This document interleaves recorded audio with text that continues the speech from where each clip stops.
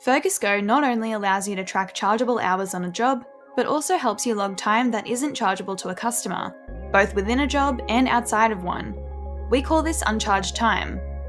Let's start by adding uncharged time to a job. First, open the relevant job card. Whether you use the timer or manually enter the time, you'll see the option to include uncharged time. We're going to add a manual time entry for this example. To do so, press the plus button and click Time Entry. Now, let's say I worked from 7 AM to 3 PM with a 30-minute unpaid break that I don't want to charge to the customer.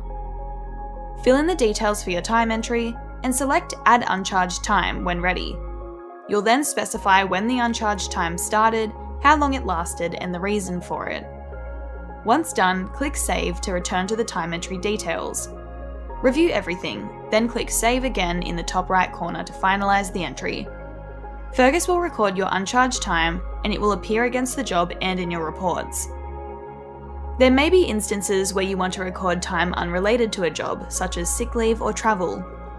To do this, go to the timesheet button at the bottom of your screen and select Add Uncharged Time in the centre of the page. Fill out the details, including a description of the uncharged time, then select Save in the top right corner. This entry will reflect in Fergus's timesheet reports, so time is recorded even without an associated job. And that's all there is to it. Simple, efficient, and manageable on the go.